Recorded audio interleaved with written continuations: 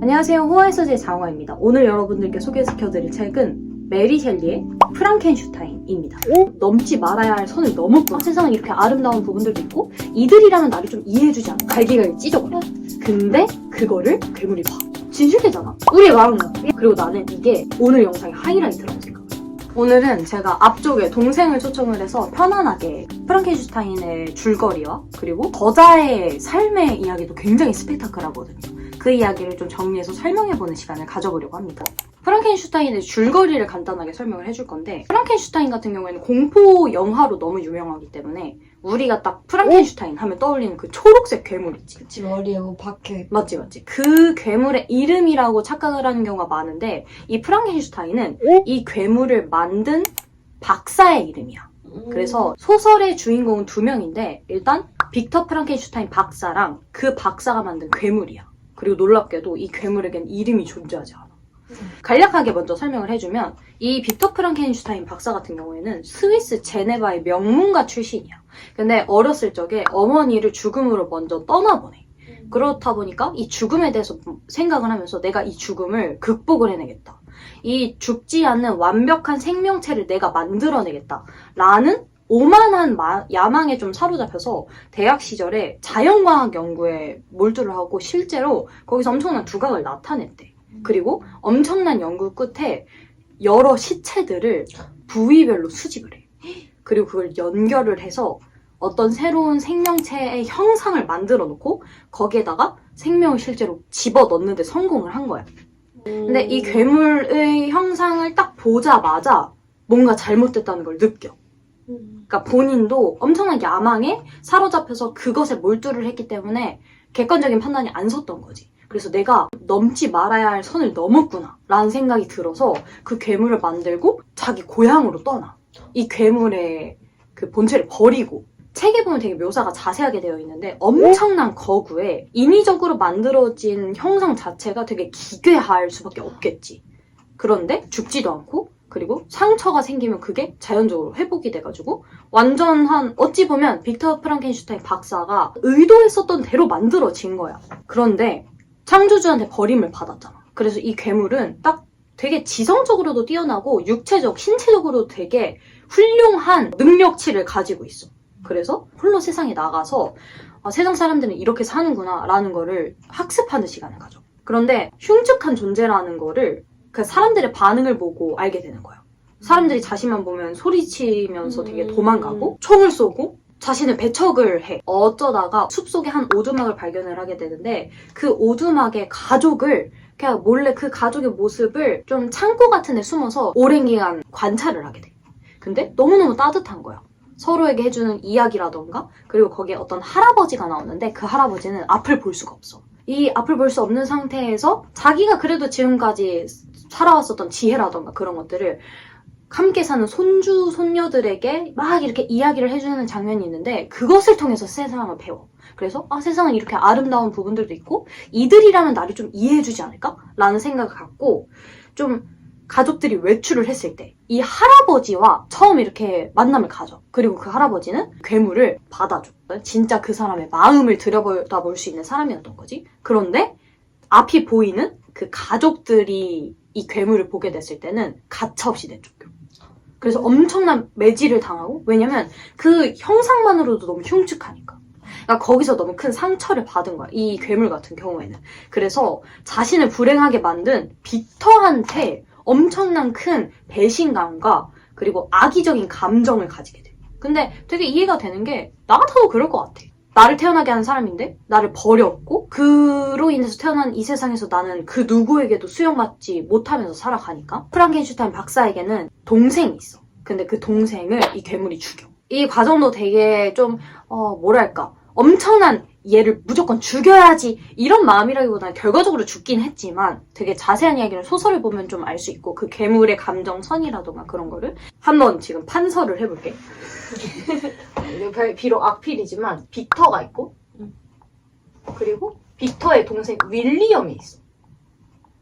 그리고 빅터랑 윌리엄은 엄마를 일찍 잃었기 때문에 유모, 이들을 키워준 유모가 있는데 윌리엄이랑 좀 나이 차이가 나는 것으로 나오는 것 같아. 정확하게 기억은 안 나는데.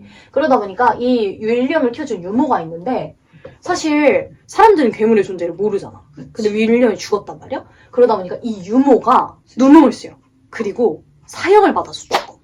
그러니까 결과적으로는 근데 빅터는 아는 거야. 아, 윌리엄을 자기가 만든 괴물이 죽였구나. 그런데 여기서 뭐 어떻게 말을 할 수가 있어. 자기가 만든 괴물이 동생을 죽였고 누명을 써서 유모가 죽었다. 그러니까 어찌 보면 빅터로부터 시작된 죽음들로 이어지는 거지. 그러다 보니까 딱 이런 죽음들을 맞닥뜨리고 딱 괴물과 만났을 때 괴물이 요구를 해. 자기가 살아왔던 이야기, 당신이 나를 버리고 어떤 식으로 생존을 해왔는지를 막 설명을 해주면서 나랑 똑같은 여자 생명체를 만들어달라.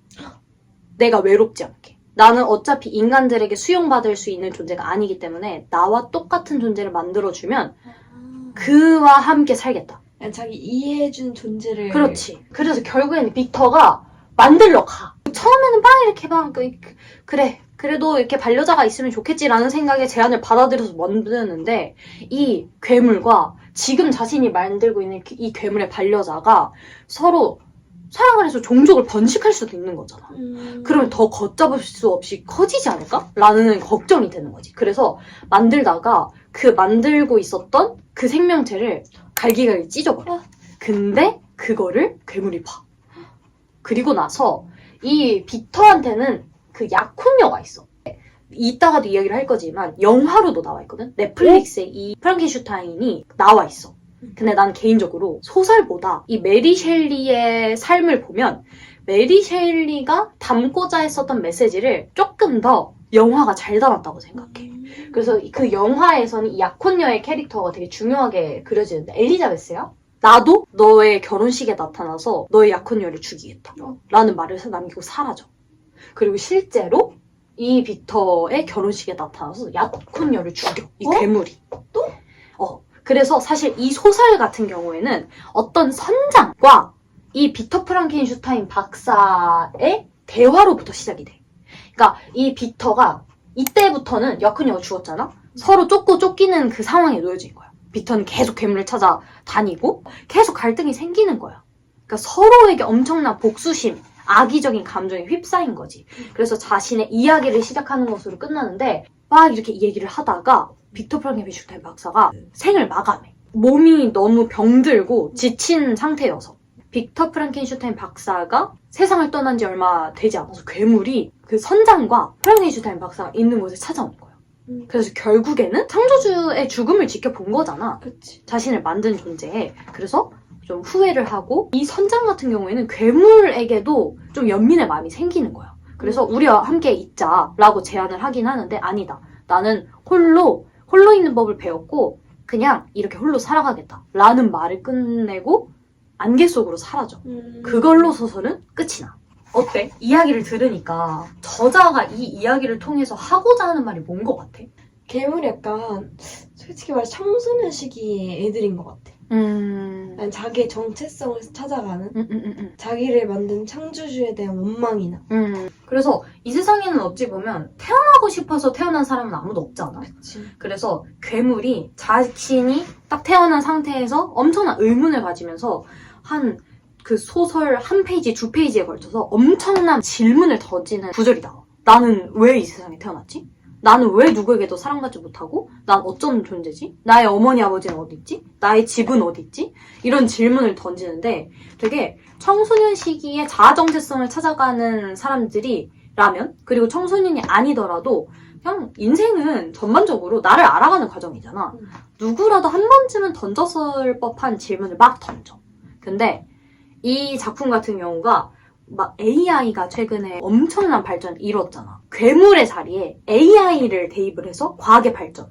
그러니까 과학의 발전을 비판하는 책이다. 라고 막 해석하는 사람들도 있고 그리고 청소년 시기. 그러니까 우리가 자아 정체성을 찾아가는 그런 이야기를 담은 책이다. 라고 이야기를 하는 경우도 있어. 이 프랑켄슈타인을 이해를 하려면 작가인 메리 셸리의 삶을 봐야 돼. 그리고 나는 이게 오늘 영상의 하이라이트라고 생각을 해. 파트 2. 메리 셸리의 인생 이야기. 메리 셸리 같은 경우에는 이 프랑켄슈타인 책을 18살부터 집필을 시작해서 20살에 출간을 해. 그러니까 진짜 어린 나이. 그리고 이 시기 때 여성 작가가 되게 드물거든. 그래서 여성 작가인데 굉장히 어리지. 그리고 아직까지 되게 베스트셀러로 영화라던가 다양한 방식으로 각색이 돼서 아직까지도 사람들에게 사랑받는 작품이잖아. 근데 메리 셸리가 이 소설책을 쓰게 된 데는 되게 복잡한 배경이 있어. 일단 메리 셸리에게는 어머니와 아버지가 있겠지? 근데 어머니는 조금 비교적 세상을 일찍 떠나신 걸로 알아. 그래서 여기에는 메리 셸리는 둘째야. 메리라고 할게. 메리에게는 언니와 동생이 있어. 어머니는 그 당시에 엄청나게 유명한 페미니스트였대. 그리고 아버지 같은 경우에 무정부주의자였대. 그러니까 그 당시에 지금은 되게 막 엄청나게 와전이 돼서 다양한 방식으로 해석이 되는 사상들이지만 이 당시에는 기존 것을 좀 타파하고 되게 색다른 사상을 도모하는 가정에서 태어난 거야. 그러다 보니까 메리는 어렸을 때부터 되게 다양한 분야의 작가들을 만나게 되고 그리고 되게 다양한 분야의 사람들을 만나면서 토론도 하고 그들의 글을 읽고 그들과 함께 살 수 있는 환경에 되게 노출이 많이 되는 삶을 살았어. 그러다 보니까 엄청나게 자유롭게 자라. 여기에는 어떤 존재가 등장하냐면 퍼시라는 존재가 등장해. 아버지의 제자였대. 그래서 이 집에 자주 되게 방문을 했는데 이 퍼시는 사실 메리와 결과만 말할게. 결혼을 해, 결국에는. 근데 엄청난 이슈가 있어. 원래 이 메리와의 관계가 발전되기 전에 퍼시는 언니에게 먼저 대시를 했었대. 근데 이 퍼시가 유부남이야. 그래서 아내가 있어. 아내가 있는데 아버지가 그걸 본 거야.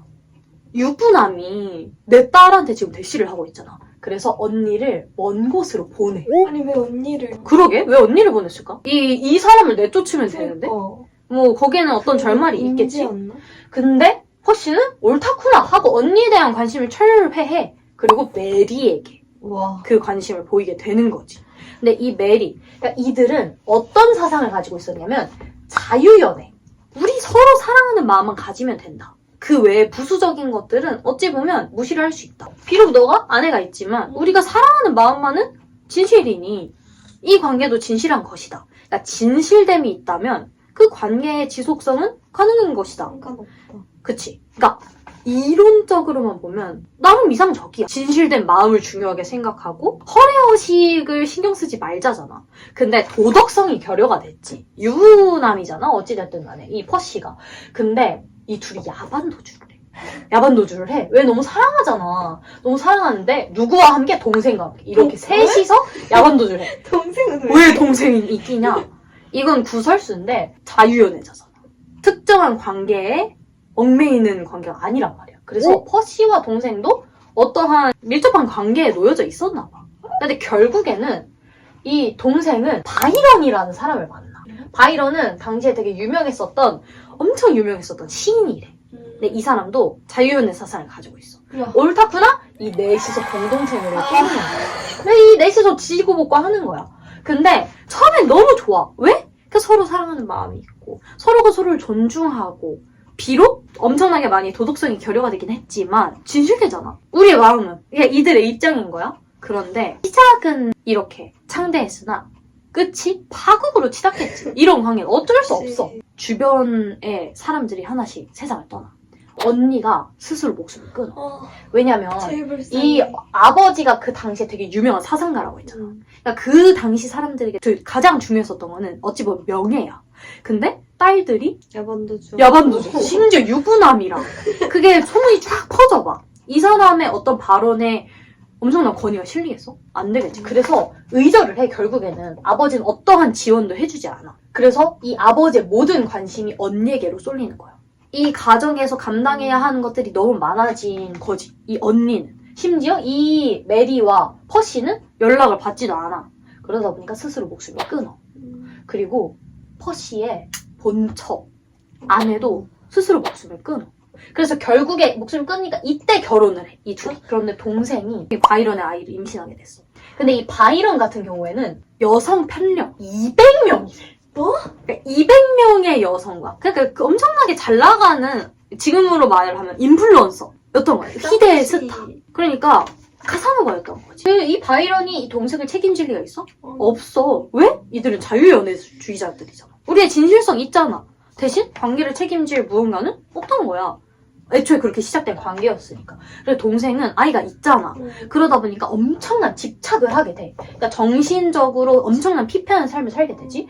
그리고 퍼시의 아이를 메리가 임신을 하게 되는데 조산아를 출생을 하는 거야. 너무 일찍 아이를 출산을 해서 결국 그 아이가 세상을 떠나. 그리고 메리도 우울증에 시달려. 그리고 진짜 영화 같게 이 퍼시가 메리가 24살이 되던 해에 익사사고로 먼저 죽어. 미혼모가 된 거야, 메리는. 그러니까 이런 일련의 과정들을 봤을 때 일단 시작 자체는 진실됨, 이상, 자유 이런 것들을 추구하는 것으로 시작됐지만 내가 현실적인 것을 고려하지 않았을 때 찾아오는 파국을 나의 삶으로 느끼게 된 거야. 이 과정 속에서 쓴 책이 프랑켄슈타인이야.